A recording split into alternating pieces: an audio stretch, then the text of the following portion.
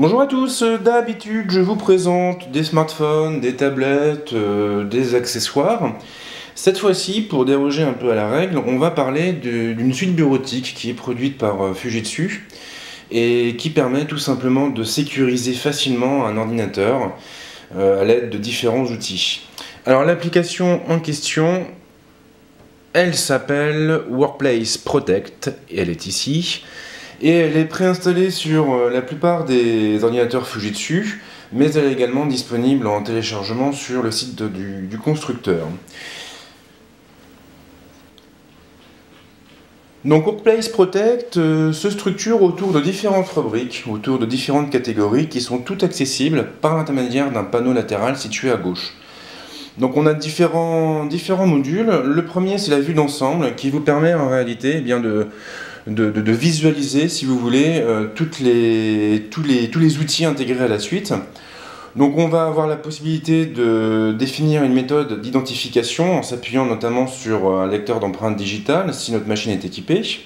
On va pouvoir définir aussi un trousseau de mots de passe qui va regrouper tous les mots de passe qu'on utilise à tort et à travers au sein d'une seule et même base de données. On va aussi pouvoir créer un conteneur chiffré et différentes bricoles du même type. Donc on commence tout de suite avec la méthode de connexion, qui est ici. Donc première étape, on va devoir définir une configuration. Donc on a trois choix. On va pouvoir opter pour une configuration simplifiée, on va pouvoir opter pour une configuration haute sécurité ou pour une configuration sécurité maximale. Alors en réalité, tout va dépendre de la configuration de votre machine. Tous les ordinateurs de Fujitsu ne supportent pas la sécurité maximale. Et là, en l'occurrence, mon Ultrabook U904 supporte uniquement la haute sécurité. Cela dit, comme vous allez pouvoir vous en rendre compte par vous-même, c'est déjà amplement suffisant pour s'amuser. Donc je clique sur haute sécurité et sur le bouton configurer. Je patiente.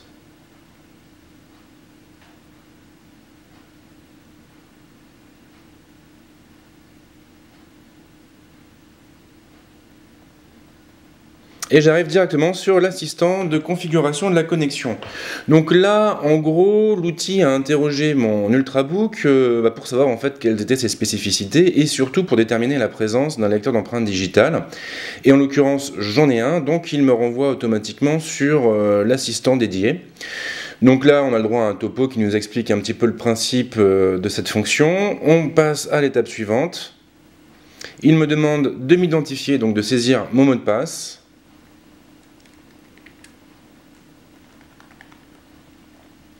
Je tape sur OK pour le valider. Et on arrive tout de suite sur un schéma qui va nous permettre de sélectionner les empreintes digitales à prendre en compte et plus précisément de sélectionner les doigts qui vont être lus par le lecteur et qui vont nous servir en fait à nous identifier. Donc là en l'occurrence je vais choisir déjà l'index de la main droite, je vais inscrire le doigt et là il me demande de le scanner. Pour éviter les erreurs, on va devoir le scanner plusieurs fois d'affilée et toujours faire un geste lent évidemment pour que le lecteur puisse bien lire notre empreinte. Une première fois, c'est OK. Une deuxième fois. Troisième fois. Et the last one.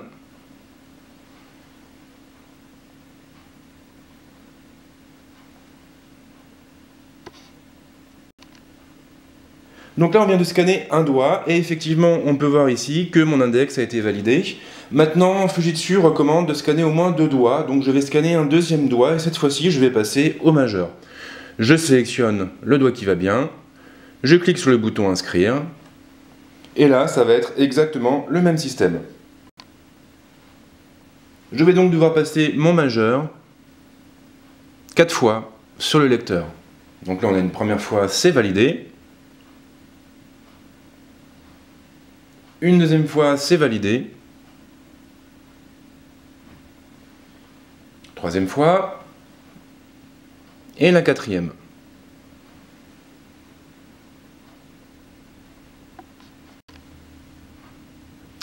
Là, j'ai bien mes 2 doigts qui ont été validés par l'application. Alors maintenant, hein, si je voulais, je pourrais m'amuser à scanner tous mes doigts, donc mes 10 doigts en l'occurrence. Bon, là, je vais peut-être m'en tenir à ces 2 doigts, c'est largement suffisant, et je passe à l'étape suivante. Donc là, il va me demander de choisir 2 doigts qui vont me permettre de m'identifier avant démarrage. Donc, je vais sélectionner mon index et mon majeur, puisque je viens de les paramétrer, et je passe à l'étape suivante. Je patiente. Il me dit que ça s'est bien passé et que l'identification par empreinte digitale est désormais bien configurée. Je peux cliquer sur Terminer. Là, il me renvoie automatiquement à la vue d'ensemble et je peux remarquer que ce paramètre-là, ce module, a un pictogramme qui est collé dessus, donc ça veut dire que globalement, j'ai fini cette étape de configuration et je vais pouvoir passer à la suite et aller chercher du côté des applications, voir ce que je peux faire. Donc là, en gros, on va avoir 2 outils qui sont intégrés à ce module, c'est le Password Safe et le conteneur chiffré. Alors le Password Safe va me permettre de créer une base de données qui sera stockée sur mon ordinateur et qui va contenir tous les mots de passe que j'utilise au quotidien. Tous ces mots de passe seront protégés par l'entremise d'un super mot de passe qui évitera que n'importe qui puisse accéder à l'application. Donc là, je commence par sélectionner Password Safe.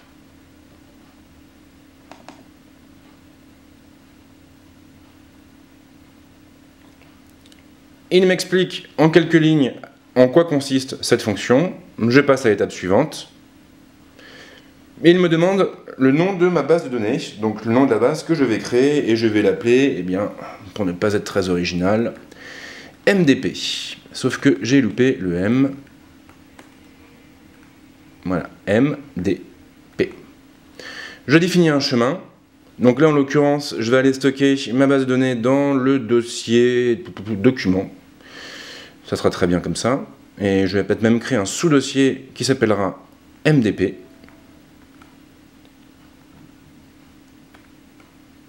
Je valide. Et je passe à l'étape suivante. Il me demande de définir un mot de passe principal. Donc ce mot de passe va me permettre de protéger tous mes autres mots de passe. Donc autant dire que j'ai intérêt à mettre le paquet là-dessus. Donc je vais utiliser un grand mot de passe.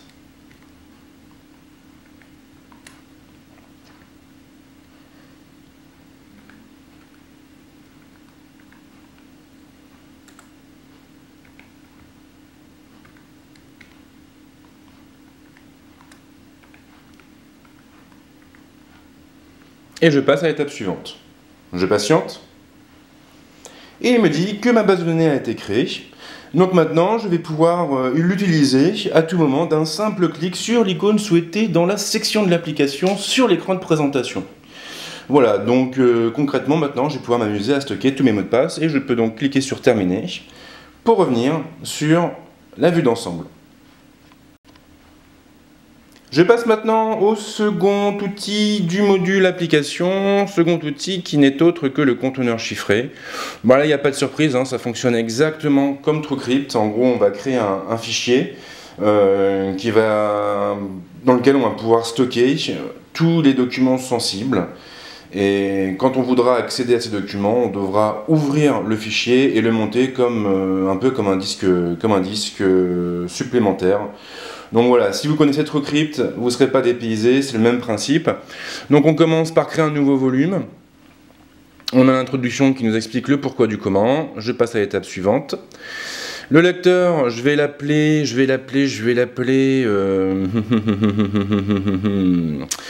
eh bien, divers. C'est quand même très original. Voilà, je viens le reste. En dessous, je peux définir sa taille. Donc par défaut, on est sur 50 mégas. Bon, là, je vais passer, on va dire, à 150 mégas.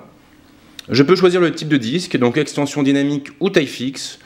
Donc extension dynamique, ça veut dire que le disque grandira en fonction de son contenu. Donc plus on mettra de fichiers et plus le lecteur va voir sa taille s'agrandir. Donc ça peut être pratique si on n'a pas envie de se prendre la tête.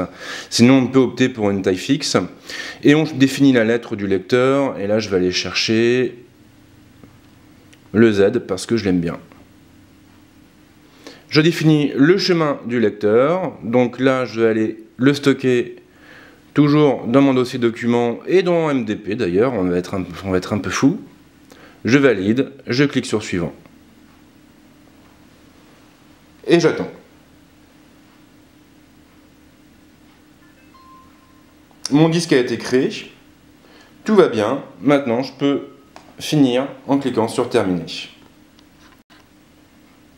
Donc voilà pour les modules les plus intéressants. Après on a encore d'autres bricoles. Dans dispositifs de sécurité, on va pouvoir jouer avec la reconnaissance faciale notamment. Bon, ça c'est pas ma méthode d'identification préférée, je vous avouerai franchement. S'appuyer uniquement sur une photo de soi pour se connecter à son ordinateur, c'est pas super. Bon, maintenant, voilà, c'est quand même bien que l'outil le propose pour ceux qui acceptent ce type de sécurité. Donc là, en gros, on définit la webcam, on passe à l'étape suivante, et là, on va voir notre trombine apparaître, voilà. Et on n'a plus qu'à la placer au centre de l'image pour être reconnu. Le processus est terminé. On définit le niveau de sécurité. On peut demander de verrouiller automatiquement la session si on n'est plus en face de l'ordinateur. Et après, on tape sur l'étape suivante et sur terminer. Et donc voilà pour cette présentation. Alors j'ai pas passé en revue toutes les fonctions, mais là au moins vous aurez déjà de quoi voir de quoi est capable le Workplace Protect. Ce qui est sûr, c'est que c'est vraiment un outil qui est très sympa et qui apporte un plus. D'autant plus qu'il est accessible au commun des mortels et donc aux utilisateurs néophytes. Si vous avez des questions, les commentaires sont là pour ça et moi je vous dis à très vite pour une autre vidéo. Ciao!